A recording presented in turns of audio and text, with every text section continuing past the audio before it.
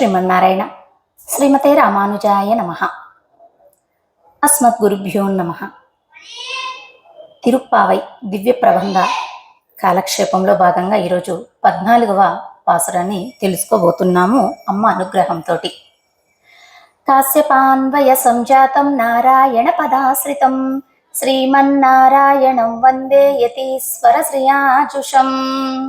శ్రీవత్సాన్వయ గోపకృష్ణ గురురాట్ పాదద్వయీ షట్పదః ఆత్రేయాన్వయ వెంకటార్య వరలబ్ధా ద్రావిడామయదీః శాంతోదార జనార్దనార్య తనయం న్యాయాదివాదీ గురుః ఆత్రేయాన్వయ వెంకటార్య గురురాట్ మే సన్నిధత్తాం హృది. వెంకటాచార్య దివ్య తిరుమడి తామరలకు దాసోహములు సమర్పించుకుంటూ ఆళ్వారెంబెరుమానార్జియర్ ఆచార్య దివ్య తిరువడిగలే శరణం. ఆండాల్ దివ్య తిరువడిగలే శరణం. జయ శ్రీమన్నారాయణ.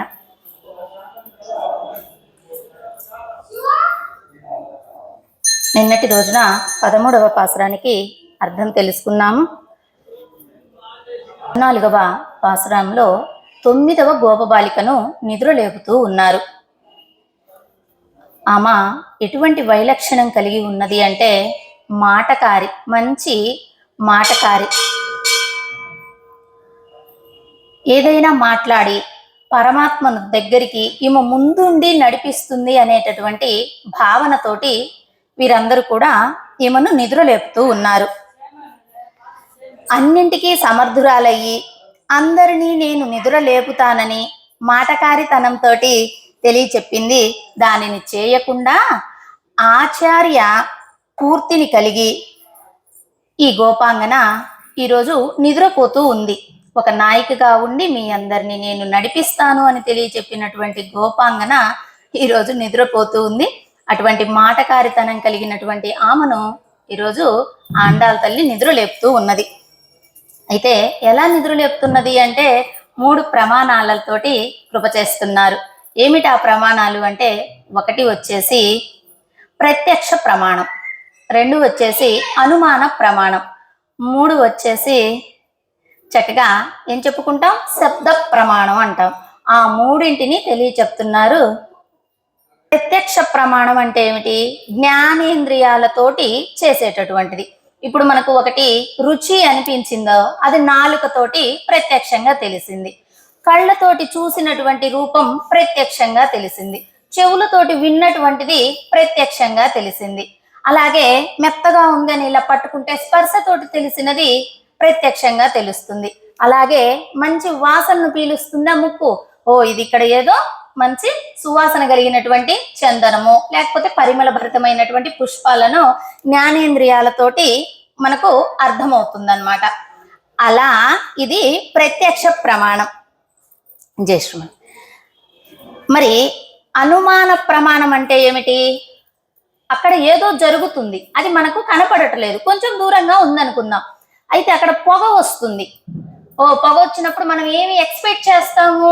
అక్కడ ఏదో నిప్పు మండుతుంది అనేది ఎక్స్పెక్ట్ చేస్తాం విషయాన్ని. అంటే అక్కడ మనం చూడలేదు, వినలేదు, కానీ దానికి జరిగేటటువంటి దాని యొక్క స్వభావం ఏదైతే ఉందో అది అక్కడ మనకు కనపడుతూ ఉన్నది. కాబట్టి ఆ పొగను పట్టి అక్కడ ఏదో మండుతూ ఉన్నది అనేది మనం తెలుసుకుంటాం. దీన్ని ఏమంటారు? అనుమాన ప్రమాణము అంటారు. 3వది ఏమిటి? శబ్ద ప్రమాణం. శబ్ద ప్రమాణం అంటే వేదాలలో చెప్పబడి ఉన్నది. ఆ వేదాలు ఎప్పుడో పరమాత్మ అనుగ్రహించారు, కానీ ఈ రోజు కూడా మనం వింటూ ఉన్నాము అంటే అది శబ్దం, అది శబ్ద ప్రమాణంగా తెలియచెప్తారు. అయితే వేదాలు అపౌరుషేయాలు అంటారు, అంటే ఎటువంటి దోషాలు లేనటువంటివి అని అర్థం అన్నమాట. అటువంటి వేదాలను శబ్ద ప్రమాణంగా, అలాగే ఆచార్యుల వారి శ్రీ సూక్తులు, మనకు పెద్దలు తెలియచెప్పినటువంటి ఆచారాలు లేదా వాళ్ళు చేసి మనకిచ్చినటువంటివి, అలాంటి వాటిని శబ్ద ప్రమాణాలుగా చెప్తారు. ఈ 3 ప్రమాణాలతోటి ఈరోజు గోపబాలికను నిద్రలేపుతూ ఉన్నారు. ముందుగా పాసురం సేవించుకుందాం.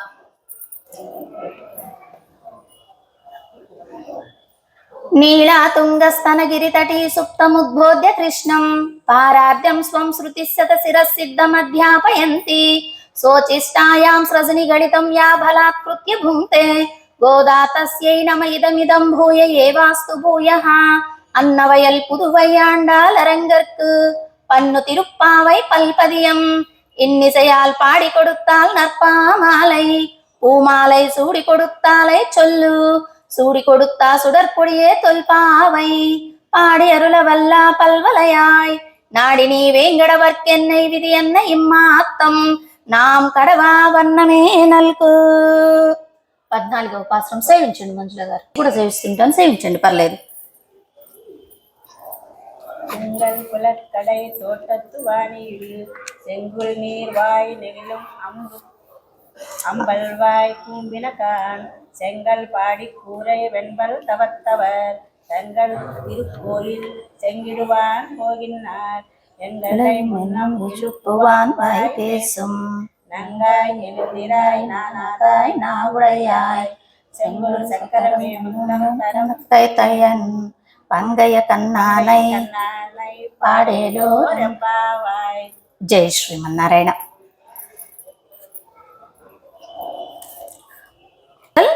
పుజక్కడై తోటత్తు వావియుల్. ఏం చెప్తున్నారు ఇక్కడ? ఉంగజ్ అంటే మీ యొక్క పెరటి తోటలో విచ్చబడినటువంటి, అంటే ఆ లోపల బావి ఉంది వాళ్ళ పెరటి తోటలో, ఆ బావిలో తామరలు విచ్చుకున్నాయన్నమాట. ఆ యొక్క విషయాన్ని ఇక్కడ మనకు తెలియచెప్తూ ఉన్నారు. ఎలా అంటే తామరలు వికసిస్తున్నాయి, నల్ల కలువలు ముకులిస్తున్నాయి. ఇది ప్రమాణంగా చెప్పి ఈ గోపబాలికను నిద్రలేపుతున్నారు. ఆమనిందో అవి విచ్చలేదు, ఏమీ లేదు, మీరు నల్లగా ఉండేటటువంటి కలువలనేమో ఇలా పట్టి ముడిచేస్తున్నారు, ఎర్రగా విచ్చుకునేటటువంటి వాటినేమో అవి ఇంకా విచ్చలేదు, మీరే ఇలా పట్టేసి రెక్కల్ని విచ్చదీస్తున్నారు అన్నారు. అయ్యో అయ్యో అమ్మా, మేము అలా చెయ్యటలేదు, అవి సహజంగానే జరిగేటటువంటి ప్రక్రియ, మేము అలా చేశామంటున్నారు కదా మీరు. మీ యొక్క ఇంటి వెనక ఉండేటటువంటి పెరటి బావిలో కూడా నల్లు కలువలు ముకులిస్తున్నాయి, ఎర్ర తామరలు వికసిస్తున్నాయి అని చెప్పారు. చెప్తే ఆమనిందో, మీరు ఇలా చెప్తున్నారు, ఇప్పుడు మా ఇంటికి వాకిలి వేసి ఉన్నది, ఆ ఇంటి వెనక కదా పెరటు ఉన్నది, ఆ పెరట్లో మీకు ఎలా కనపడ్డాయి, మీరు ఊరక చెబుతున్నారు అన్నారు. అంటే దానికి ప్రమాణం ఏం చెప్తున్నారంటే, అమ్మా దిట్టంగా ఉంది అంతా కూడా తోటంతా, ఆ దిట్టంగా సూర్యకిరణాలు పడి మామూలుగా విచ్చుకుంటాయి కదా. అంటే అవును దిట్టంగా ఉంది అన్నారు కదా, దిట్టంగా ఉన్నప్పుడు కిరణాలు పడవు కదా, ఎట్లా విచ్చుకుంటాయి అన్నది. అయ్యో అమ్మా అది కాదమ్మా, అన్యథాభావంతో మాట్లాడవద్దమ్మా మీరు. అవి కిరణాలు, ఇప్పుడు సూర్యకిరణాలు పడతాయంటే ఆ సమయానికి కాలానికి అనుకూలంగా విచ్చుకుంటాయి, అక్కడ పడిందా పడలేదా కాదు కదా, అది సహజంగా జరిగేటటువంటి ప్రక్రియ, అందుకని కాలానికి అనుకూలంగా జరుగుతూ ఉన్నది. అలా మీ పెరటిలోని తామరలు కూడా విచ్చాయి, నువ్వు నిద్ర లేచి రావమ్మా అంటూ తెలియచెప్పారు. అలా కాకుండా మీ పెరటి అన్నారు, ఉంగలు అన్నారు కదా, మామూలుగా అయితే పెరట్లో అని చెప్పాలి. భాగవతుల మధ్యలో మీరు, మేము, నాది, ఇలా ఉండకూడదు కదా, భాగవతులందరూ ఒక గోష్ఠి. మరి ఏమిటి అలా ఉచ్చరించారు వీళ్ళు, ఎందుకు అలా చెప్పారు అంటే, ఇక్కడ ఒక నమ్మాల్ వార్లది ప్రమాణం చెబుతున్నారు. ఏమిటట, నమ్మాల్ వాళ్ళు నాది నేను అని ఉచ్చరిస్తే అవి ఎక్కడ నన్ను పట్టుకుంటాయోనని ఆయన చెప్పేటప్పుడు కూడా మీరు మీది అని ఉచ్చరించేవాడట. అంటే నాది నేను అంటే ఏమిటి, అహంకారము మమకారం. నేను అనేది ఏమిటి, అహంకారం. నాది అనేది ఏమిటి, మమకారం. ఈ రెండు పట్టి మనిషిని పీడించేస్తాయి, అందుకని వాటిని తలవలేదు. భాగవత గోష్ఠిలో ఉన్నటువంటి వారు ఎలా తలుస్తారు, అది తప్పు కదా, తలవకూడదు కదా. అంటే దానికి చెప్తున్నారు ఏమిటట అంటే, అచ్యుతాహం తవాస్మి, నారాయణ సంబంధం కలిగినటువంటి నారాయణ నేను నీవాడను అని అప్పుడు చెప్పవచ్చు. అప్పుడు సంబంధం ఎవరితోటి, పరమాత్మ తోటి, అందుకని తెలియచెప్పవచ్చు అంటున్నారు. ఇక్కడ ఒకటి ముకులిస్తుంది, ఒకటి విచ్చుకుంటుంది అన్నారు. ముకులించేటటువంటిది ఏమిటి అంటే అజ్ఞానం ముడుచుకుపోతుంది, సుజ్ఞానం వికసిస్తుంది అంటూ కూడా మనకి ప్రమాణం తెలియచెప్తారనమాట. అలాగే ఈ అమ్మ ఇంకా నిద్ర లేగలేదు కదా, వీళ్ళు ఒక ప్రమాణాన్ని చెప్పారు, లేపుతూ ఉన్నారు. తర్వాత అంతరార్థం అంటే ఈ తోట అని చెప్పుకున్నాం కదా, తోటను దేనికి ఉపమానంగా చెప్తున్నారంటే మంత్రం. ఈ తోట వచ్చేసి మంత్రం. మంత్రాన్ని ఇచ్చిన వారెవరు? ఆచార్యులు. పొందిన వాళ్ళం ఎవరము? మనమందరము కూడా. ఇక్కడ తోట అని చెప్పబడేది ఏమిటి? ఆ మంత్రం అని చెప్పుకున్నాం కదా, అది గురువు గారు మనకిచ్చారు. మంత్రాన్నేమో రహస్యంగా మనము అనుసంధానం చేసుకోవాలి వారు చెప్పిన సమయంలోపు. మరి దానిని ఇచ్చినటువంటి ఆచార్యులనేమో అందరికీ తెలియచెప్పాలి. అలాగే ఈ మంత్రం అనేటటువంటి తోటలో పూల చెట్లున్నాయి, పండ్ల చెట్లున్నాయి, రకరకాల మొక్కలు ఉన్నాయి, ఇవన్నీ ఉన్నాయి. ఇవన్నీ కూడా మంత్ర అర్థం. తోట అనేది మంత్రం, ఆ లోపల ఉన్నవన్నీ కూడా మంత్రార్థం. అంటే మంత్రాన్ని రహస్యంగా అనుభవించుకోవాలి, రహస్యంగా అనుసంధానం చేసుకోవాలి. ఆ అర్థం మాత్రము అందరికీ తెలియచెప్పాలి. అదే ఆండాళ్ తల్లి అర్థం తెలిసి ఉన్నది కనుకనే అందరికీ కూడా, మనందరికీ ఇప్పటికీ, ఎప్పుడో ఇది కలియుగం మొదట్లో జరిగిందంటే ఇప్పటికి కూడా మనం అందరం చక్కగా ఉచ్చరిస్తూ ఉన్నాము. అయ్య బాబాయ్ మాకు రాదండి ఆ తమిళు, మేము చదవలేము అని కొంతమంది అంటారు. మరి హనుమాన్ చాలీసా ఎవరి? అది హిందీనే కదా ఉంది. తులసీదాస్ గారు చెప్తే చదువుతున్నారా లేదా? వచ్చేసిందా లేదా? అలాగే అంతకంటే గొప్పదైనది. ఎందుకంటే హనుమంతుడు రామచంద్రుడికి బంటు.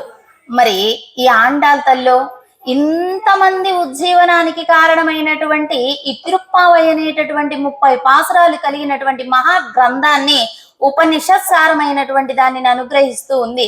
అందుకని మనం అది ఎలా చదవగలిగాము, ఇది చదవగలుగుతాము. రాదు కూడదనేదే లేదు, చక్కగా సేవించగలుగుతాం. ఎలా సేవించగలుగుతామంటే ఆమె కృపతోటి. లేకపోతే మనదేమన్నా తమిళ భాషనా? కాదు. మన రాష్ట్రానికి పక్కనే ఉన్నటువంటి తమిళాన్ని మనం సేవించకపోతే ఎక్కడో హిందీ మాట్లాడే రాష్ట్రం ఉంటే అది సేవిస్తున్నాం కదా. ఎందుకు సాధ్యం అవ్వలేదు? సాధ్యం అవుతుంది. ఎందుకు దీన్ని వదిలి వేయకూడదని చెప్తున్నారంటే అన్నిట సారమంతా కూడా ఈ తిరుప్పావై అనేటటువంటి గ్రంథంలో అమ్మ అనుగ్రహించింది కనుక ఇది వదిలి వేసేది కాదు, పట్టుకోవలసినది, జీవుడు పట్టవలసినటువంటిది కనుక అందరూ సేవించుకోవలసినటువంటిది, అర్థాలు కూడుకొని ఉన్నటువంటిది, ఒక్క అక్షరము కూడా తప్పు లేనటువంటిది. అక్షరం కూడా కాదట, పొల్లు ఒత్తు ఏమి ఇందులో దోషాలు లేనటువంటిది ఈ తిరుప్పావై మహా దివ్య ప్రబంధం. అదే అందరూ సేవించుకోదగినది. అలాగే ఇంకా ఈ లోపల ఉండేటటువంటి ఈ అమ్మాయి నిద్ర లెగవలేదు కదా, ఈ బయట ఉన్న వాళ్ళు అనుకుంటున్నారు, అయ్యో లోపల గోపబాలిక పడుకొని ఉన్నది, లేచి రావట్లేదు, ఓ ఈమా కృష్ణ అనుభవాన్ని పొందుతూ ఉన్నట్లున్నది, అందుకని మనం పిలిచినా పలకటలేదు, లేకపోతే పలికేది కదా. ఏమిటా కృష్ణానుభవము అంటే కృష్ణయ్య లోపల ఉన్నాడనే భావన. ఈమె ఉన్నది గోపిక కూడా. గోపిక ముగిలించేటటువంటి పుష్పానికి చెప్తున్నారు కలువకు. ఎందుకు అంటే కృష్ణయ్యని చూసిన వెంటనే ఆమె సిగ్గుతోటి తల వంచుకుంటుంది కదా, అందుకని ముగిలిస్తుంది అని చెప్పారు. తామర పువ్వు విచ్చుకుంటుంది అన్నారు కదా, కృష్ణయ్య ముఖం భక్తుల్ని చూసిన వెంటనే పరమాత్మ ముఖం ఎలా ఉంటుంది? విచ్చుకుంటుంది, వికసిస్తుంది. అలా కృష్ణయ్య తిరు అధరాలు ఆనందంగా ఉన్నాయి, ఆ నేత్రాలు ఎర్రగా ఉన్నాయి, అందుకని ఎర్ర తామర పువ్వు అని చెప్తున్నారు. ముకిలించేటటువంటిది ఏమిటంటే ఇప్పుడు నల్ల కలువ ముకిలిస్తుంది కదా ఉదయం సమయంలో, అలా దాన్ని చెప్తారు. ఇంకొకటి ఏమిటంటే వికసించేదానికి సూర్యకిరణాలు పడిన వెంటనే మొగ్గ ఏమవుతుందట, గిలిగింతలు పెట్టినట్లు అవుతుంది. గిలిగింతలు పెడితే ఏం చేస్తాం? నవ్వుతాం. మొగ్గ కూడా నవ్వింది, నవ్వేటప్పటికి ఏమైంది? విచ్చుకున్నది. ఆ జ్ఞానాన్ని అంటే అది సహజంగా కాలానుగుణంగా జరిగేటటువంటిది కూడా మనకి ఇక్కడ ఆండాళ్ తల్లి భోగ్యంగా అనుగ్రహిస్తూ ఉన్నది. అలా ఆ యొక్క అంతరార్థాన్ని కూడా తెలియచెప్పారు. ఇంకా లోపల ఎవరున్నారు? అన్యథాభావం కలిగినటువంటిది. అయ్యో సూర్యకిరణాలు పడకపోతే ఎలా వికసిస్తుంది అన్నారు. దానికి కూడా వీళ్ళు చెప్పారు, అమ్మా మా ఇంట్లో ఒక సమయంలో, మీ ఇంట్లో ఒక సమయంలో పువ్వులు వికసించవు, అందరిళ్లలో ఒకే సమయము. ఆ కిరణాలు పడ్డప్పుడు అంటే ఆ కిరణం కరెక్ట్ గా పడిందా లేదా అని కాదు కదమ్మా, నువ్వు అన్యథా జ్ఞానంతో ఉన్నావు అంటూ తెలియచెప్పారు. తర్వాత అహంకారం, మమకారం. ఈ రెండు ఎటువంటివి? ఒకదాని వెంట ఒకటి వచ్చేస్తుంది. అహంకారం ఉంటే వెంటనే మమకారం వస్తుంది. అయితే వీటిని ఎలా తొలగించాలి అంటే, ఒకదాన్ని తొలగిస్తే రెండోది ఆటోమేటిక్గా తొలగిపోతుందట. ఇప్పుడు రెండు చెట్లు ఉన్నాయండి పక్క పక్కన. ఒక చెట్టును కొట్టివేసి దానికి ఒక హోల్ పెట్టి దాంట్లో మంచి, అంటే ఇప్పుడు వచ్చే కల్తీ ఇంగువ కాదు, మంచి ఒరిజినల్ ఇంగువ గిన బాగా అదిమి పెట్టేస్తే ఆ ఏర్లల్లో నుంచి ఆ ఘాటు వెళ్ళి పక్కన ఉండేటటువంటి చెట్టు కూడా పోవటానికి కారణమవుతుంది. అంటే ఏమిటి? అహంకారం అనే దాన్ని అణచి పెడితే మమకారం ఆటోమేటిక్గా వెళ్ళిపోతుంది అంటూ తెలియచెప్తున్నారు. ఇక్కడ మమ అంటేనేమో సంసారార్థికములు, నా మమ అంటేనేమో మోక్షార్థకములు. మమ అంటే ఏమిటి? ఏదన్నా చెప్పినప్పుడు మేము పలకలేము, వెనక మమ అనుకుంటాం, అంటే మేము కూడా అని అర్థం.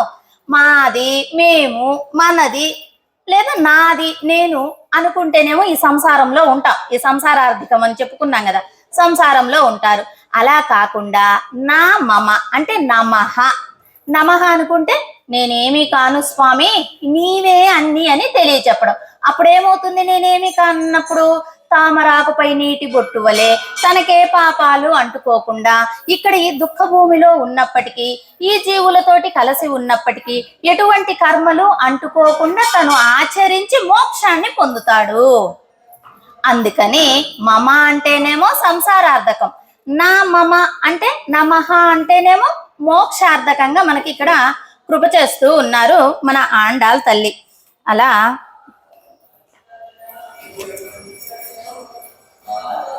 పువ్వులు ముడిచాయి, తామర పువ్వులు విచ్చుకున్నాయి అని చెప్పాం. ఇది ఏ ప్రమాణానికి వస్తుంది? అనుమాన ప్రమాణం కిందికి వస్తుంది. ఇక్కడ 3 ప్రమాణాలు చెప్పుకున్నాం కదా. అనుమాన ప్రమాణం, అమ్మ అవి ఎలా జరిగావి, ఇవి ఎలా జరిగాయి, లేకపోతే సూర్యకిరణాల వల్ల, లేకపోతే కాలానికి అనుకూలంగా జరుగుతాయి అని చెప్పబడింది కాబట్టి అనుమాన ప్రమాణంగా. ఇప్పుడు మనకు తెలియపరిచేది ఏమిటి అంటే ప్రత్యక్ష ప్రమాణం. ప్రత్యక్షంగా ఏమిటి ఆ ప్రత్యక్ష ప్రమాణం అంటే, లోపల గోపబాలికను నిద్ర లేపుతున్నారు, ఆమె లెగవలేదు. లేకపోయేటప్పటికి మళ్ళీ ఏమంటున్నారు? ఇంకొక విషయం అంటే ఇంకొక సూచక చెప్తాం తెల్లవారిన దానికంటూ వీళ్ళు చెప్తున్నారు. ఏం చెప్తున్నారట? సెంగల్ పొడి కూరై వెంబల్ తవర్. సెంగల్ పొడి కూరై అంటే కాషాయ వస్త్రాలు ధరించడం అన్నమాట. ఎంఆర్ వారు ఇక్కడ విన్నవిస్తారు. ఆ కాషాయ వస్త్రాలట జేగురు గుండులు అనేటటువంటి దాంట్లో ముంచి వాళ్ళు ఆ నీళ్ళల్లో ముంచి ధరిస్తారట. అది ఏమిటి అంటే, ఇంతకు ముందు అంటే దాసరాలకు తెలిసిన వరకు కాషాయ వస్త్రాలని ఏమి లేవు, ఒకటే వస్త్రం ఉండేది తెల్లగా నేచింది. వాటి కలర్ అద్దుకోవడానికి అందులో ముంచి వాళ్ళు ఆరబెట్టి కట్టుకునేవాళ్ళు అప్పట్లో ఉన్నటువంటి. ఆ యొక్క ప్రక్రియని ఇప్పటికి కూడా కొంతమంది కొనసాగిస్తూ ఉన్నారు. ఎవరు? సన్యాసులు. కాషాయ వస్త్రాలు ధరించేవారు ఎవరు? సన్యాసులే. అలా వారు ధరించి తెల్లవారుజాము సమయంనే లెగిచి, ఇంకో గుర్తు కదా ఇక్కడ చెప్తున్నారు, వాళ్ళు దంతధావనం చేసుకొని అంటే పళ్ళు తోముకొని ఆ తెల్లటి పళ్ళతోటి ఆ కుచ్చుకోల అంటే తాళవ చేతులు తగిలించినటువంటి కోల అన్నమాట, దాన్ని భుజాన వేసుకొని కోవెళ్ళలకు వెళ్ళి తాళాలు తీస్తున్నారు అని చెప్పారు. అంటారో ఎంబార్ వారు, అయ్యో అసలు తాంబూలాలే స్వీకరించరు కదా సన్యాసులు, మరి తెల్లగా ఉండేటట్టుగా పళ్ళు తోముకోవడం ఏమిటి అంటే, కొంతమంది నిన్న దొంగ కొంగలు అని చెప్పుకున్నాం కదా, కొంగ జపం, అలాంటి దొంగ స్వాములు ఉంటారనమాట.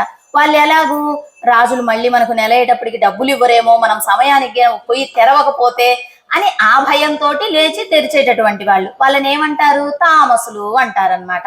ఆ తామసులు ఉదాహరణ చెప్పేటప్పటికి ఈ అమ్మ నిందంటనో లోపల ఉన్న గోపబాలిక, అయ్యో తామసులను చెప్తారేమిటి నాకు అని చెప్తే, అప్పుడు కాదమ్మా మన వాళ్ళు ఉన్నారు ఆ సన్యాసులు, అది ఎవరు చెప్పారో తెలుసా? పెరియ తిరుమల నంబి వారు చెప్పారు. సన్యాసులు లెగిచి వాళ్ళు స్నానాదులు ఆచరించి ఇంట్లో సంధ్యావందనం చేసుకొని తిరువారాధనను ముగించుకొని కోవెలలకు వెళుతూ కుంచకోల భుజం మీద వేసుకొని తాళాన్ని తీయటానికి వెళ్ళారు కోవెలకు అని.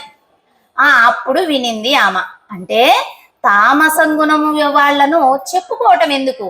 తెల్లవారుజామున ఉండేది సాత్విక గుణం కదా, సత్వగుణం కదా, అటువంటి వాళ్ళని తెలియచెప్పుకోవాలి అన్నట్లుగా ఇక్కడ ఆమెకు తెలియచెప్పారు. ఆమె లెగిచిందా?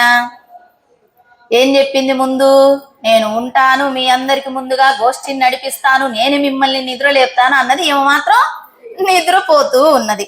అయితే ఇక్కడ మనం ఏం చెప్పుకున్నాము? కాషాయ వస్త్రం అని చెప్పుకున్నాము. వస్త్రం అంటే ఏమిటి? శరీరం. ఎస్, గుర్తుపెట్టుకున్నారు, సంతోషం. వస్త్రం అంటే శరీరం. వాసాంసి జీర్ణాని యథా విహాయ నవాని గృహ్ణాతి నరోపరాణి. ఎలాగైతే జీర్ణమైనటువంటి ఈ శరీరాన్ని వదిలి ఇంకొక శరీరాన్ని ఎలా ధరిస్తారో కృష్ణ పరమాత్మ అదే కదా భగవద్గీతలో చెప్పింది. అలాగే ఇది కూడా వస్త్రం అంతే. వస్త్రాన్ని తీసి వస్త్రాన్ని ధరిస్తూ ఉన్నాము, దాన్ని ఇడిచేసి ఇంకొక వస్త్రాన్ని. ఈ శరీరం కూడా ఆయుష్ ప్రమాణం అయిపోయింది అనుకో, ఈ శరీరాన్ని వదిలేసి ఇంకొక శరీరంలోకి ఆత్మ ప్రవేశిస్తుంది. అలా తెలియచెప్పారు. అంటే ఈ వస్త్రం ఎలా ఉంటుంది? అన్ని దారపోగులు, అడ్డము నిలువు, ఇవన్నీ దారపోగులతోటి అంతా కుప్పు చేసి బాగా దగ్గరికి లాగి ఇప్పుడు వేసేస్తే నేత, అప్పుడు ఇది వస్త్రం తయారైపోయింది. ఈ శరీరం కూడా పంచభూతమయమైనటువంటిది. నిప్పు, నీరు, అగ్ని, వాయువు, ఆకాశం, వీటన్నిటిని దగ్గరికి చేసి చేరుస్తే ఇది కోట్ల జీవ కణాలు కలిసి ఈ శరీరంగా తయారైంది అంటారు. కొన్ని కోట్ల జీవ కణాలు కలిసి శరీరంగా తయారైంది. ఎలాగైతే కొన్ని దారపోగులు కలిసి వస్త్రంగా తయారయ్యిందో అలాగే ఈ శరీరం కూడా తయారయ్యింది. దీనికి కూడా తామస, రాజస, సాత్విక ఇలాంటి గుణాలు ఉన్నాయి ఈ యొక్క శరీరానికి. ఉన్నాయి కదా, 5 జ్ఞానేంద్రియాలు, 5 పంచేంద్రియాలు, మనస్సు, బుద్ధి, అలాగే తామస గుణము, రాజస గుణము, సత్వగుణం. మరి ఈ జీవుడిలో మంచి గుణం పెరగాలంటే ఏం చేయాలి? దానికి తగ్గట్టుగా ఆహారం తీసుకోవాలి, అంతే కదా. మనం చూసేవి, మనం చేసేవి, వాటిని బట్టే కదా మన శరీరం కానీ, మన మనస్సు కానీ, మన బుద్ధి కానీ నడుస్తూ ఉంటుంది. అయితే ఈ శరీరానికి సాత్విక ఆహారం అవసరమై ఉన్నది. సాత్విక ఆహారం అంటే ఏమిటి? మంచివి తినటం. ఒకళ్ళు అడుగుతారు, ఏమిటండి మీరు ఉల్లిపాయ తినమంటారు కదా, ఉల్లి చేసినది తల్లి కూడా చేయదంటారు మేలు, మీరు ఎందుకు తినరండి అని. అవునండి, మేలు చేస్తుంది. ఉల్లి చేసిన మేలు తల్లి కూడా చేయదు. అయితే దేనికి చేస్తుంది ఉల్లి మేలు? శరీరానికి చేస్తుంది. మనకు కావలసింది ఇక్కడ ఏమిటి? శరీరానికా, మంచి బుద్ధికా కదా. మంచి బుద్ధికి ఉల్లిపాయ అక్కర్లేదు, ఎందుకంటే అది తామస గుణాన్ని పెంచుతుంది. మనకు కావలసింది ఏమిటి ఇక్కడ? సత్వగుణము. అందుకని శరీరానికి మేలు చేసేటటువంటిది అయినప్పటికీ మనం ఇప్పుడు ఏం చేయాలనుకుంటున్నాము? ఈ జీవాత్మ తరించాలి అనుకుంటున్నాం. అంటే దీనికి కీడు జరుగుతూ ఉన్నది కనుక మనకు ఉల్లి అక్కరలేదు. సత్వగుణం పెంపొందించుకోవాలి అనుకున్న వాడికి అక్కరలేదు, శరీరము బాగుండాలి అనుకున్న వాడికి అక్కర. మన హృదయం, మనస్సు ఏమిటో తెలుసా? ఆచార్యులకు కోవెల.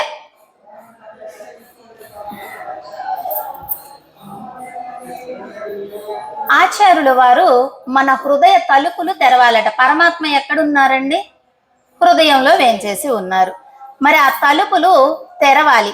ఎవరు తెరవాలి? మనం తెరుచుకోగలమా? మన దగ్గర అక్కీ లేదు. అందుకని ఎవరు తెరవాలి? ఆచార్యుల వారు తెరవాలి. ఆచార్యుల వారు తెరవాలంటే ఆ తలుపులు ఏమిటి? 1 అహంకారము, 2 మమకారం. ఆ తలుపులను తెరిచేవాడెవరు? ఆచార్యుడు. తలుపులను తెరిచి లోపల ఉన్న పరమాత్మను దర్శింపచేసేవారు ఎవరు? ఆచార్యుడు. అది దర్శింపచేసి ఆయన్ను పట్టండి అని చెప్పేవారు ఎవరు?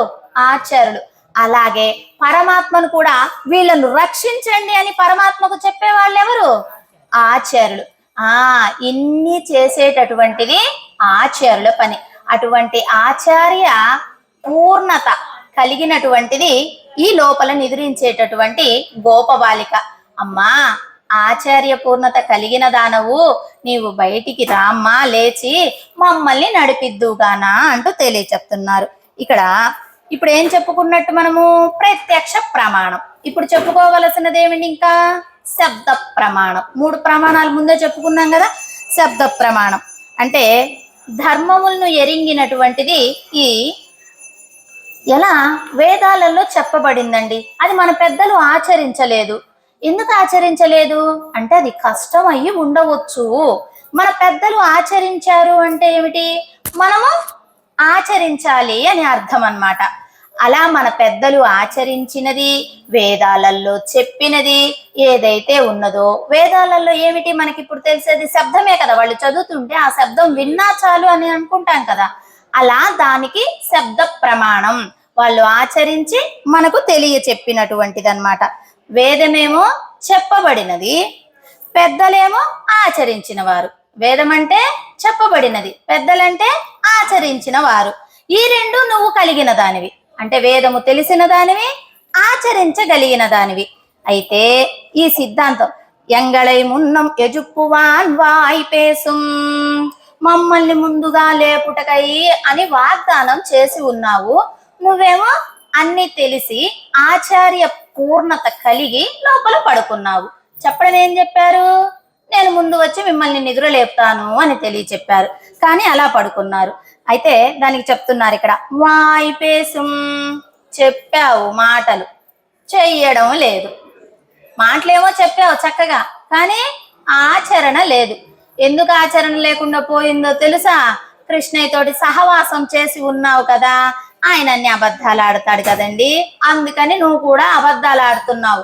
నేను వచ్చి లేపుతానులే, నేను ముందుండి నడిపిస్తానులే గోష్ఠని చెప్పావు, తీరా అబద్ధం ఆడేసినట్టుగా ఇప్పుడు నువ్వు నిర్లక్ష్యం చేసి రావటలేదు. ఏం చేశారంట కృష్ణయ్య అంటే, పక్కింట్లో వెన్నం దొంగిలించి తినేశాడు. వాళ్ళు పక్కన వాళ్ళు చూశారు, ఇక్కడికి వచ్చి కంప్లైంట్ ఇచ్చారు యశోద పిరాటికి, అమ్మ మీ అబ్బాయి మా ఇంటికి వచ్చి వెన్నను దొంగలించాడు అని యశోదకు చెప్పారు. చెప్తే ఏదిరా నోరు తెరువు ఒకసారి అంటే మింగేశాడనమాట. నోరు తెరిచాడు, వెన్న వాసన వస్తుంది, నువ్వు ఇప్పుడు తిన్నావంటే, లేదమ్మా నేను తినలా, నువ్వు రాత్రి నాకు వెన్న పెట్టావు కదా, ఆ వాసన ఇప్పుడు వస్తున్నది అని చెప్పాడు. కానీ అది అక్కడ అబద్ధమే కదా ఆడింది. అలాగా కృష్ణయ్య తోటి నువ్వు కూడా సంశ్లేషించి ఉన్నావు కదా, అందుకని నువ్వు కూడా అబద్ధం చెబుతున్నావులే అంటూ ఇక్కడ చెప్పారు.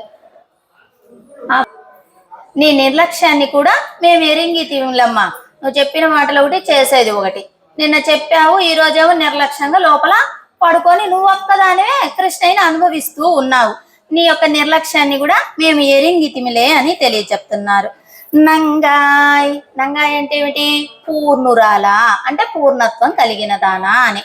నానాదాయ్, నానాదాయ్ అంటే ఏమిటి, సిగ్గులేని దానా అని. నిన్నేం చెప్పావు, మంచి పూర్ణురాలు, ఈరోజు రావాలిగా, పోనీ కనీసం నేను వాళ్ళకు మాట ఇచ్చానే, నేను పోవాలే, దాంట్లో వాళ్ళకి మాట ఇచ్చానన్న ఉందా, నేను చక్కగా లెగవకుండా రిప్లై ఇవ్వకుండా పడుకొని ఉన్నావు. అందుకని ఇక్కడ బయటికి ఏం చెప్తున్నారు, సిగ్గులేని దానా అంటున్నారు. ఇవి కూడా మళ్ళీ అంతరార్థం తెలుసుకుందామండి, చాలా భోగ్యంగా ఉంటాయి.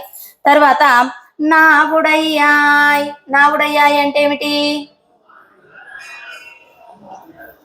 ముందే చెప్పుకున్నాం. నావుడయ్యాయ్ అంటే మాట చాతుర్యం కలిగిన దానా. ఏం చెప్తున్నారు, నంగాయ్ పరిపూర్ణం కలిగిన దానా, నానాదాయ్ సిగ్గులేని దానా, నావుడయ్యాయ్ మాటల చాతుర్యం కలిగిన దానా అంటున్నారు. అయితే ఈ మూడిటకు ఏం చెప్తారు అంటే, ఇవన్నీ ఈమె కలిగి ఉన్నది కానీ లెగువటలేదు, అయితే ఆమె లోపల కృష్ణయ్యని అనుభవిస్తూ ఉన్నది అని కదా వీళ్ళ యొక్క భావన. ఇక్కడ ఈమెను ఆచార్యులతోటి పోల్చి చెప్తున్నారు. ఆచార్యులకు ఏముండాలట, పరిపూర్ణమైన జ్ఞానం ఉండాలి. అలాగే ఆయన సిగ్గుపడి బిడియపడి తెలిసిన దాన్ని చెప్పకుండా ఉంటే ఎలాగో, అవి రెండూ లేకుండా చక్కగా చెప్పాలి. సిగ్గు బిడియం ఒకటే, మొహమాటం అంటాం కదా, అవి లేకుండా చెప్పగలగాలి. మూడోది ఏమిటి, మాట చాతుర్యం, వాక్కు ఎలా ఉండాలి, వాక్కు స్పష్టంగా నీటుగా అర్థమయ్యేటట్టుగా మధురంగా గట్టిగా చెప్పేసి అన్నట్టుగా ఉంటే ఎవరు వింటారండి, ఎవ్వరు వినరు. అది మంచిది అయినప్పటికీ చెప్పటంలో మాధుర్యం ఉండాలి. అలా కలిగి ఉండాలి ఆచార్య లక్షణాలు. మరి ఈ మూడింటిని ఈ తల్లి కలిగి ఉన్నది కదా. ఇప్పుడు నంగాయ అంటే పరిపూర్ణురాలు అనుకున్నాము, నానాదాయ అంటే సిగ్గులేని దాన అంటే చెప్పగలగటం. సిగ్గుగా బిడియంగా కొంతమంది ఉంటారనమాట, బాగా వాళ్లకు శాస్త్రం తెలుసు, అన్నీ చదివి ఉన్నారు, మైకు కాడికి రాగానే ఆ దడొచ్చి చెప్పాలనుకున్నవన్నీ మర్చిపోయి ఏమీ రాని వాళ్ళలాగా బిహేవ్ ఉంటుంది. అంటే ఏమిటి, వాళ్ళకు చెప్పటానికి రావట్లేదు, తెలుసు, జ్ఞానం ఉన్నది, ఎలా చెప్పాలో కూడా తెలుసు. కానీ అక్కడికి రాగానే ఏదో స్టేజ్ ఫియర్ అంటారు కదా, మైక్ ఫియర్ అన్నమాట, ఇది చెప్పలేకపోతున్నారు.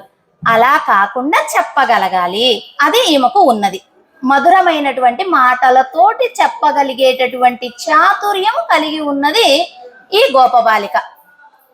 అందుకని నా ఉడయ్యాయ్ అన్నారు, మాటల చాతుర్యం కలిగిన దాను. ఈ 3 లక్షణాలు ఉన్నవి ఈ గోపబాలికలు. అయితే ఇంతకు ముందు ఎవరైనా ఇలాగా చెప్పి ఉన్నారా మంచి మాటలతోటి అంటే హనుమంతుణ్ణి చెప్పుకోవాలట. హనుమంతుడు పలికాడు, నా ఋగ్వేద వినీకస్య నా యజుర్వేద ధారిణః అని హనుమంతుణ్ణి రాముడు పొగిడాడు. ఎవరు పొగిడారు? అసలైనటువంటి పరమాత్మే బంటును పొగిడాడు. ఏమిటట? యజుర్వేదాన్ని చక్కగా నేర్చుకున్నాడు ఆయన, ఆ ఋగ్వేదాన్ని నేర్చుకున్నాడు, సామవేదాన్ని నేర్చుకున్నాడు, అలాగే అనుకరించడం కూడా ఉన్నది అనేక పర్యాయములు. అంటే ఇక్కడ ఏం చెప్తారంటే ఋగ్వేదము బాగా చక్కగా నేర్చుకున్నారు. అలాగే యజుర్వేదం ఎలా అంటే ఒక పదం వచ్చిందనుకో, మనకు విశ్వం విష్ణుర్ వషట్కారలో కూడా ఒక చోట 2-3 పదాలు వచ్చినాయే వస్తాయి. ఆ వచ్చిన దగ్గర దాన్ని చదవకుండా ముందుకో వెనక్కో పోతాం ఆ పదానికి అనుకూలంగా. అలా పోకుండా గుర్తు పెట్టుకొని చదవాలన్నమాట యజుర్వేదం. అలా చదవగలిగిన వాడు హనుమంతుడు. ఋగ్వేదాన్ని సేవించిన వాడు, సామవేదాన్ని చదవగలిగినటువంటి వాడు, అలాగే బాగా చాలా వ్యాకరణాలు తెలుసుకొని విని చదివినటువంటి వాడు. కనుకనే మధురంగా మాట్లాడుతున్నాడు, ఎక్కడ అపశబ్దం లేదు, వాక్కు తప్పుట లేదు, అంత స్పష్టంగా నీటిగా మధురంగా అర్థమయ్యేటట్టుగా ఎదుటి వారిని ఆకట్టుకునేటట్టుగా మాట్లాడగలిగినటువంటి వాడు హనుమంతుడు. మనకు ఇహంలో కూడా ఉంటారు, అబద్ధాలైనా వాళ్ళు తీయగా చెప్తారు, తరువాత కానీ వీడికి తెలియచావదు, అయ్యో వీళ్ళు అబద్ధాలు చెప్పారు, అనవసరంగా వాళ్ళతోటి వెళ్ళాము ఇన్ని రోజుల నుంచి, అందులో పసలేదు ఏమీ లేదు, ఒట్టి అబద్ధాలతోటి మనల్ని మభ్య పెట్టారు అని. అలా మభ్య పెట్టినప్పుడు మీరు పడకూడదని కూడా అమ్మ చెప్తుంది ఇక్కడ. మన ఊరికి ఇది చెప్పడం అంటే అర్థం ఏమిటి? ఆ చెప్పిన వాటిల్లో ధర్మం ఉన్నదా అధర్మం ఉన్నదా అన్ని గ్రహించుకోవాలి. మనకు బుద్ధిని జ్ఞానాన్ని నేర్పిస్తుంది. మన గోదాదేవి ఊరికి అలా చెప్పి వదిలివేయటలేదు. ఇంతసేపు ఆమె ఎందుకు చెప్పాలి? ఆ వైకుంఠంలో చక్కగా భూదేవి కదా ఈమె, ఆ పరమాత్మ చెంతన ఉండి సేవలు అందుకోక ఇక్కడికి ఎందుకు వచ్చింది? మనము అందరినీ, బిడ్డలైనటువంటి అందరినీ కూడా దిద్దుబాటు చేయాలని వచ్చింది. మరి ఆమె ఎందుకు చెప్తుంది అంటే ప్రతి ఒక్క పదము కూడా మనకు ఇందులో అనుకరించవలసే ఉన్నది, ఆచరించవలసే ఉన్నది. కనుక అలా మాయ మాటలకు పడకుండా నిజమైన వాటిని నమ్మండి. ఇక్కడ ఏమో చెప్పేది ఏమిటి? గోపబాలిక బాహ్యంగా అది మాయగా కనపడినా లోపల అంతరార్థం ఉన్నది. అలా అంతరార్థాన్ని గ్రహించండి, ధర్మాన్ని గ్రహించండి అని మనకు గోదమ్మ తెలియచెప్పటం.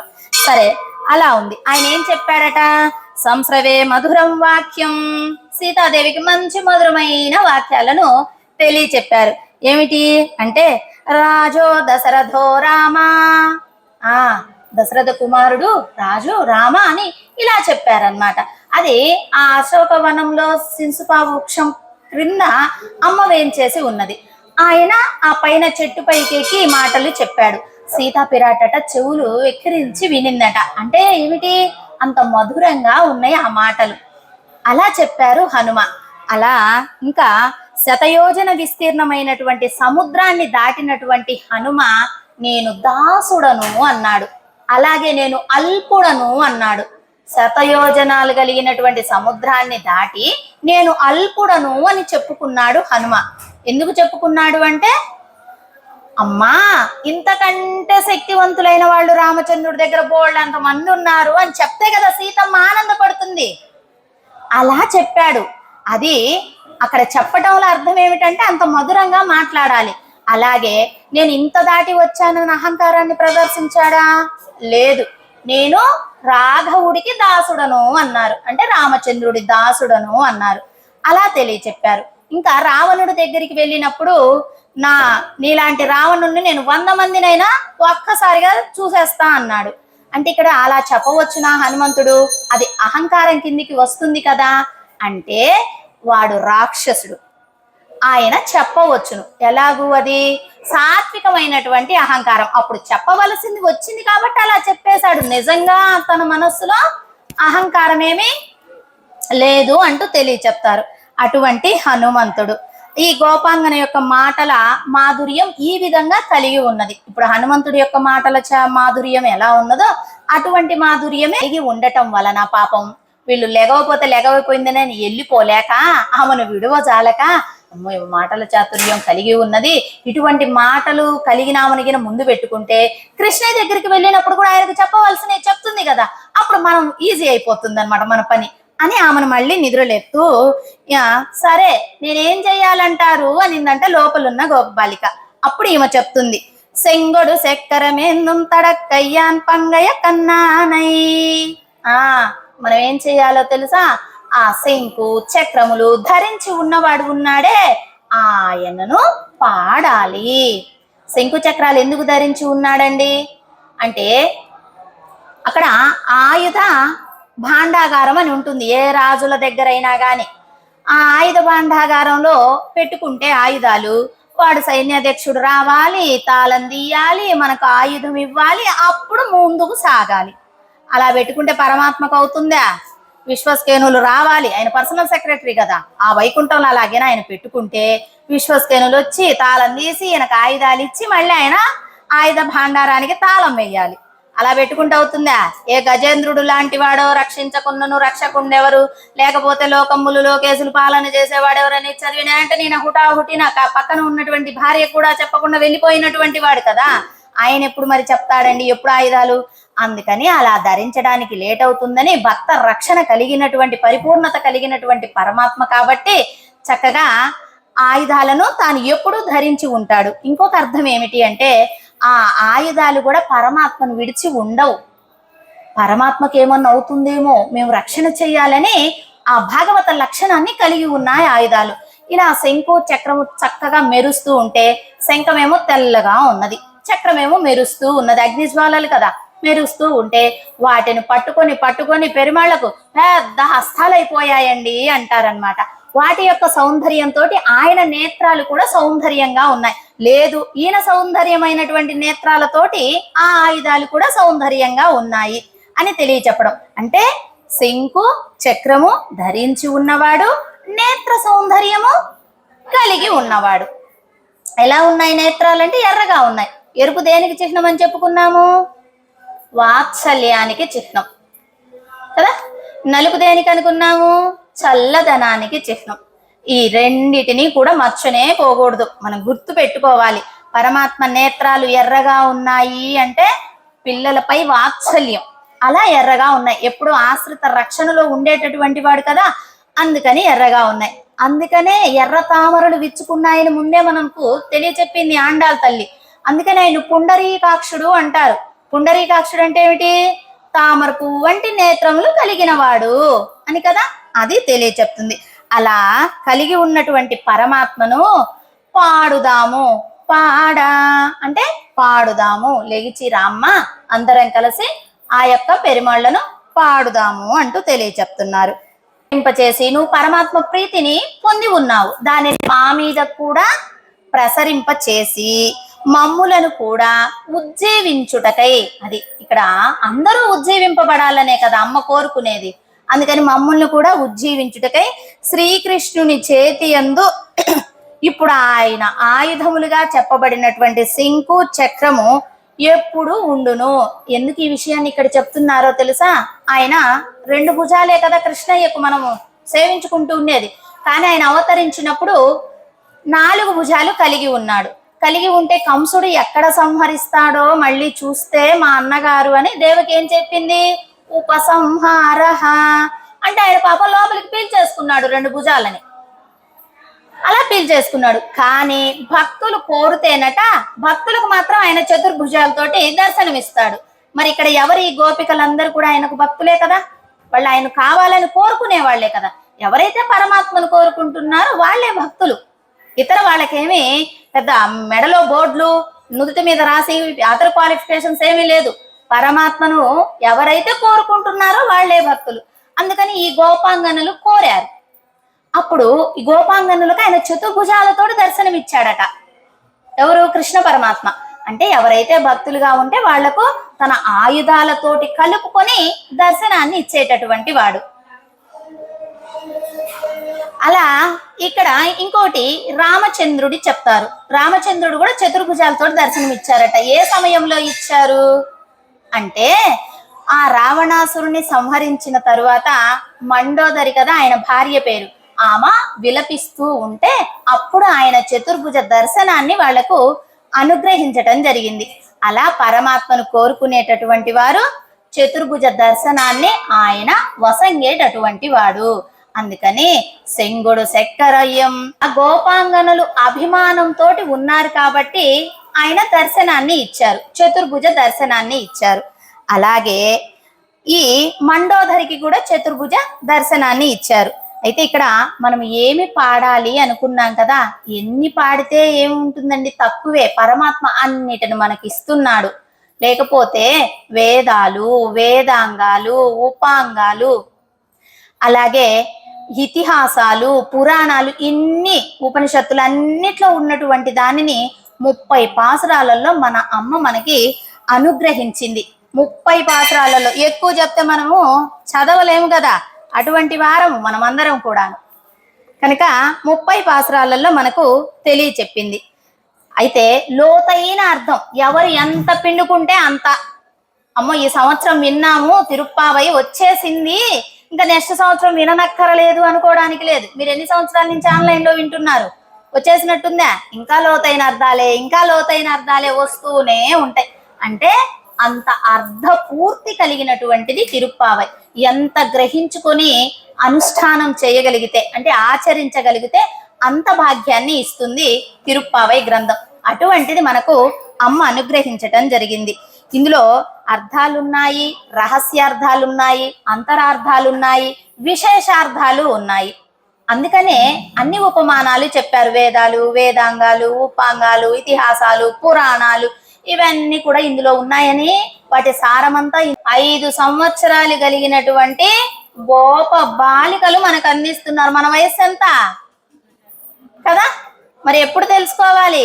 చిన్న వయసులో తెలుసుకోవలసినది. సరే, అప్పుడు తెలుసుకోలేకపోయాం, ఇప్పుడు తెలుసుకుంటున్నాం. ఇప్పుడైనా ఆచరణ పెట్టాలిగా. పెట్టాలా వదిలేయాలా? వదిలేయాలనుకుంటే 2 కర్ణాలు ఇచ్చాడు కదండి, ఈ కర్ణంలో నుంచి పట్టుకోవడం, ఈ కర్ణంలో వదిలేయడం. 2 చెవులు ఇచ్చాడుగా మనకు పరమాత్మ. లేదండి 2 చెవులలో నుంచి విని దాన్ని ఇక్కడ పెట్టండి అని మనకు 2 దారులు ఎందుకు ఇచ్చాడంటే, వినండి వినండి తెలుసుకోండి, ఏమి చెయ్యనక్కర్లా, పోవటమే ప్రయోజనంగాని గోపబాలికలను వెంట వేసుకొని వెళ్తున్నట్టుగా మనం కూడా ఏం చెయ్యాలి? వినడమే ప్రయోజనం. విన్న దాని వల్ల ఏమిటి అనేది వద్దు, వినడమే ప్రయోజనంగా వింటూ ఉంటే ఆయనే చూసుకుంటాడండి. మనం చేయగలిగింది అంతే. ఓ అవి చేయలే, ఇవి చేయలే, ధనంతో కూడుకున్నది, ఓపికతోటి కూడుకున్నది, ఇవన్నీ ఎందుకు? వింటే చాలని తెలియచెప్పింది కదా ఆండాళ్ళ తల్లి ధనుర్మాసంలో. తిరుప్పావై దివ్య ప్రబంధాన్ని వింటే చాలు, మనం ఏమి చెయ్యకపోయినా వింటే చాలు. చేసే వాటిల్లో ఎట్లా మంత్రహీనం, భక్తిహీనం, క్రియాహీనం అని ఇవేవో కొన్ని లోపాలు ఉంటాయి. వినడంలో లోపమే లేదట, వినడంలో లోపమే లేదు. అయితే మనము ఇప్పుడు మేము ఈ సంవత్సరం విన్నాం కదండి, పోయిన సంవత్సరం కూడా విన్నాము ఈ తిరుప్పావై గ్రంథాన్ని, అంతకుముందు కూడా విన్నాము అంటే విన్నదానిలో మొత్తం గ్రహిస్తామా? గ్రహించలేము. పోనీ పోయిన సంవత్సరం అర్థమే ఇప్పుడు చెప్పబడింది అమ్మ అంటే అది లేదు. మళ్ళీ ఏమి చేయాలి అంటే వింటూనే ఉండాలి. అర్థం ఏమిటి? వింటూనే ఉండాలి. శ్రవణం అనేది ఈ తిరుప్పావై గ్రంథము మనకు చెవులకు వింపైన ఆభరణం. ఎటువంటి ఆభరణమట? ఆచార్యుడు వారు మంత్రాన్ని ఎలాగైతే మన చెవులకు ఇస్తాడో కూడారాయి పాసరంలో చెప్తుంది, మాకు ఆభరణాలు ధరింప చెయ్యమని. ఏమిటి ఆభరణాలు? మంత్రం. అలాగా ఈ తిరుప్పావై అనేటటువంటి గ్రంథాన్ని కూడా వింటూనే ఉండటమే ప్రయోజనం, వినడమే ప్రయోజనం. అటువంటి గ్రంథం మనకు ఆండాళ్ళ తల్లి భోగ్యంగా ఇక్కడ అనుగ్రహిస్తూ ఉన్నది. అయితే ఇలా రామానుజుల వారు ఎంత గొప్పవారు తెలుసు కదా. విశిష్టాద్వైత సిద్ధాంతాన్ని ప్రసిద్ధి గావింప చేసినటువంటి వారు భగవద్ రామానుజుల వారు. మరి ఆయన అటువంటి ఆయనే శ్రీమద్ రామాయణాన్ని 18 సార్లు పెరియనంబి అనేటటువంటి ఆచార్యుల దగ్గర విన్నారు. ఎందుకు? ఆయనకు ఒకసారి అర్థం కాదా అండి? ఆయన ఎంత జ్ఞాని, ఆయనకి ఎందుకు అర్థం అవ్వదు? 18 సార్లు ఆయనే విన్నాడంటే లోతైన అర్థం, అర్థం అర్థం అర్థం, ఇంకా లోతైన అర్థం. అలా గ్రహిస్తూనే ఉంటారు. అలాగే ఇంకొకటి చెప్తారు, తిరువాయిమొజి అనేటటువంటిది నమ్మాల్ వారిని అనుగ్రహించినటువంటిది ఉన్నది కదా, 1102 పాసురాలని మనము చెప్పుకుంటూ ఉంటాం కదా. ఆ తిరువాయిమొజి దివ్య ప్రబంధాన్ని కూడా నంజీయర్ వారి దగ్గర నంబిల్లయ్య గారు 100 సార్లు విన్నారట. అంటే మనం ఎన్నిసార్లు వినాలో, అంతటి జ్ఞానులే వాళ్ళు అన్ని సార్లు వింటే ఇక్కడ అసలు లేని వాళ్ళమే మనము ఎన్నిసార్లు వినాలో చూడండి. అలా 100 సార్లు విన్నాక ఒక ఆయన అడిగాడట, దీనికి కొంచెం అర్థం చెప్పవయ్యా అని. అర్థం చెప్పమంటే ఏం చెప్పారో తెలుసా నంబిళ్ళయ్య గారు? నేను 35సారి విన్నది చెప్పమంటావా, 49సారి విన్నది చెప్పమంటావా, 51సారి విన్నది చెప్పమంటావా అన్నాడట. అంటే ఎంత జ్ఞానమో చూడండి. ఏ ఒక్కసారిలో ఏ పాయింట్లు ఉన్నాయి వాటిని పట్టేశారు. అంటే వినడం అంటే ఆ విధంగా ఉండాలి. ఇప్పుడు ఆయన పట్టే యజ్ఞన ఉంటే ఇప్పుడు అడిగేవాడా, నేను ఎన్నోసారి విన్నది చెప్పమంటారు అని? అంటే ప్రతి ఒక్కసారి విన్న దాంట్లో అంత బోధ్యమైనటువంటి అర్థం ఉన్నది. అర్థం విన్నాను వదిలేశాను అనలా, దాన్ని పట్టేసుకున్నాడు. 35సారి ఏం అర్థాన్ని చెప్పారో, 40సారి ఏం అర్థాన్ని చెప్పారో, ఇంకొకసారి ఏం అర్థాన్ని చెప్పారో వాటన్నిటిని ఇక్కడ పెట్టుకున్నారు. 100 సార్లు తిరువాయిమొజి దివ్య ప్రబంధ కాలక్షేపాన్ని విన్నటువంటి నంబిల్లయ్య గారు మొత్తాన్ని పెట్టేసుకున్నాడు. ఏసారి ఏం చెప్పారు. ఇప్పుడు ఒక్కొక్కసారి ఏమిటి, ఒక్కొక్క విషయానికి ఒక్కొక్క ఉదాహరణ చెప్పుకుంటూ ఉంటాము. విషయం అదే, ఇప్పుడు సబ్జెక్ట్ అదే. ఏమిటి, నల్ల కలువలు ముడుచుకున్నాయి, ఎర్ర కలువలు విచ్చుకున్నాయి. దానికి ఎన్ని చెప్పుకున్నాము? మంత్రం చెప్పుకున్నామా, తోటని చెప్పుకున్నామా, మమకార అహంకారాలని చెప్పుకున్నామా, నమ్మాల్ వాళ్ళు అనుగ్రహించిన సూక్తిని చెప్పుకున్నామా, ఎన్ని చెప్పుకున్నాము? అలాగా ఒక్కొక్కసారి ఒక్కొక్క పదానికి ఒక్కొక్క వ్యాకరణంగా ఆయన అన్ని సార్లు నంజీయర్ గారు అనుగ్రహించారట. ఈ నమ్మిళ్ళయ్య గారు విన్నారు. ఎవరో అడిగితే మీకు ఎన్నోసార్లు చెప్పిందో చెప్పండి, అప్పుడు చెప్తాను అర్థాన్ని అన్నాడట. అంటే అంత అర్థాన్ని భోగ్యంగా ఉంచుకున్నారు. అంటే ఏమిటి ఇక్కడ మనకు అర్థం కావాల్సింది? వినడమే ప్రయోజనం.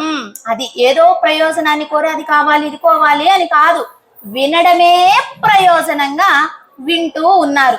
అలాగా ఈ తిరుప్పావై దివ్య ప్రబంధాన్ని ఈ నెల రోజుల పాటు విని వదిలివేయటం కాదు. అబ్బో మాకు విన్నామండి అయిపోయింది, ఇంక 30 రోజులు అయిపోయింది ఉండలే కాకుండా దానిని ఎప్పటికీ కూడా అనుష్ఠానం చేసుకోవాలి. మంచి గ్రంథం, మనల్ని ఉజ్జీవింప చేసేటటువంటిది. అందుకని మనకు ఇంత భోగ్యంగా మన ఆండాళ్ళ తల్లి తెలియచెప్తూ ఉంది. అటువంటి గోపబాలికను ఈరోజు నిద్ర లేపారు. ఆమె కూడా నిద్ర లెగిచి వచ్చింది. రేపటి రోజున చివరి గోపబాలిక అంటే 6వ పాసురం నుంచి 15వ పాసురం వరకు 10 మంది గోపబాలికలను నిద్ర లేపుకుంటూ వ్రతాన్ని ఆచరిస్తూ ఉన్నారు కదా. రేపటి రోజున చివరి గోపబాలికను నిద్ర లేపుతారు. ఆ తర్వాత ఉండేటటువంటి విషయం ఏమిటో మళ్ళీ అమ్మ మనకు అనుగ్రహిస్తూ ఉంటుంది. చక్కగా మనం కాలక్షేపంలో తెలుసుకుంటూ ఉందాము. ఎందుకంటే ధనుర్మాసం, అదేలే ధనుర్మాసం అన్నారు కాబట్టి 30 రోజులని తర్వాత ఏమక్కర్లేదు, లేదండి తర్వాత కూడా ఆచరిద్దాము. తను చక్కగా వదిలివేయకుండా పట్టేసుకుందాం, అలా ఆచరిద్దాము. ఓకే సరే. ఈ నిన్నటి తిరునామాలు ఏం చెప్పుకున్నాము?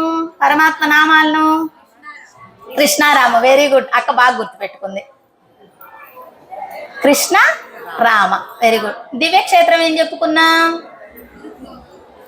Tirukkovalur, very good. ఎవరు చెప్పారు అది? నిన్నటి పాసురంలో తిరుమంగయ్య ఆళ్వార్ల వాళ్ళు మనకు చెప్పారని మనము ఆ యొక్క దివ్య దేశాన్ని చెప్పుకున్నాం. మరి ఈ రోజుటి పాసురంలో నామం ఏమిటి? శంగుడు చక్రైతన్, అంటే శంకు చక్రాలను ధరించి ఉన్నవాడు, అదే నామం. శంకు చక్రధారి. బాగుందా? ఈజీగా ఉందా? మనం 2 ఆయుధాలను అంటే 2 ఆల్వాన్లను మళ్ళీ పరమాత్మను, భక్తులతోటి కూడినటువంటి పరమాత్మని ఈవేళ నామంగా సేవించుకోబోతున్నాం అన్నమాట. అలాగే ఆయన నేత్రాలకు ఏం చెప్పుకున్నాము? పుండరీకాక్షుడు. ఆ నామాన్ని తలుద్దామా? శంకు చక్రధారి, పుండరీకాక్షుడు. ఈ 2 నామాలను చక్కగా తలుద్దాము. అలాగే ఈరోజు దివ్యదేశం ఏమిటో తెలుసా? దేనికి చెప్పుకున్నాము? కలువ పువ్వులని చెప్పుకున్నాము. కలువ పువ్వులు బాగా కలిగినటువంటి దివ్యదేశం ఏమిటో తెలుసా? తామర పువ్వులు కలువలు కలిగినది తిరువహిందూర్ అనేటటువంటి దివ్యక్షేత్రం. ఆ నామాన్ని, ఈ యొక్క 2 నామాలను శంఖ చక్రధారి, పుండరీకాక్షులు, దివ్యదేశం వచ్చేసి తిరువహీంద్రపురం. అమ్మలకు ఏం చెప్పారు? నంగాయ్, నానాదాయ్, నా ఉడయ్యాయ్. ఈ గోపాంగన యొక్క విశిష్టమైనటువంటి వీటిని తలుద్దాం. రేపు కాలక్షేపంలో మళ్ళీ అమ్మ ఏమనుగ్రహిస్తుందో తెలుసుకునే ప్రయత్నం చేద్దాం. రేపటితోటి 15వ పాసురం అంటే ఎన్ని? ఆఫ్. ఇప్పుడు 3 ఐదులను కంప్లీట్ చేసుకున్నాం. మొత్తం ఎన్ని? 6 ఐదులు అంటారు కదా ఈ తిరుప్పావైని. 3 ఐదులను రేపు కంప్లీట్ చేసుకుంటాము. అందులో మళ్ళీ రేపు చిన్ని చిన్ని ప్రశ్నలతోటి మళ్ళీ సేవించుకునే భాగ్యాన్ని పొందుదాం. సర్వాపరాధ క్షమా ప్రార్థయామి. సర్వం శ్రీకృష్ణ పాదార విందార్పణమస్తు. అడియన్ లక్ష్మీ రామానుజదాసి. భాగవత గోష్ఠికి దాసోహాలు. జయ శ్రీమన్నారాయణ. చక్కని అమ్మ చంద్రకళలతో ఉదయించే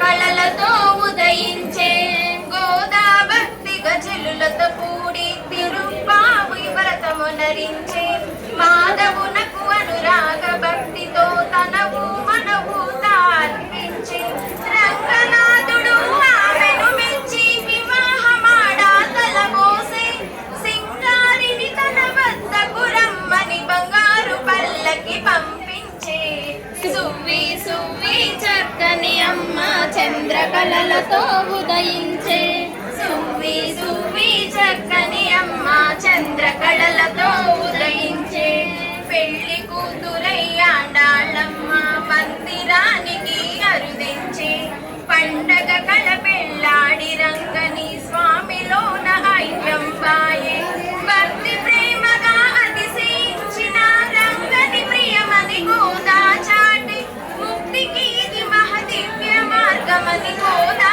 చరితమై చాటి సువ్వి సువ్వి చక్కని అమ్మ చంద్రకళలతో ఉదయించే సువ్వి సువ్వి చక్కని అమ్మ చంద్రకళలతో ఉదయించే. జయ శ్రీమన్నారాయణ. మనసు ఇచ్చనే ఆడి పాడి చూసి పావట తీయనైన పదమట తిరుప్పావట తీయనైన పదమట పదము పదము దండగూర్చి కృష్ణగలము చేర్చగ పదము పదము దండగూర్చి కృష్ణగలము చేర్చగ మాల కూర్చనే పెరుమాళ్ళ నచ్చనే మాల గుర్చి తాను నచ్చి మనసు ఇచ్చనే తిరుప్పావట తీయనైన పదమట తిరుప్పావట తీయనైన పదమట పదము పదము దండ కూర్చి కృష్ణగలము చేర్చగా 3 పదులట అవి పాశురములట 3 పదులట అవి పాశురములట మార్గలి వ్రతము అను మార్గం ఒకటి చూపెగా మార్గలి వ్రతము అనే మార్గం ఒకటి చూపెగా ఆండాల్ నిన్ను చేరి ఆల్వార్ అయ్యి విరిసెగా మాల గుచ్చనే పెరుమాళ్ళు నచ్చనే మాల గుచ్చి తాను నచ్చి మనసు ఇచ్చే.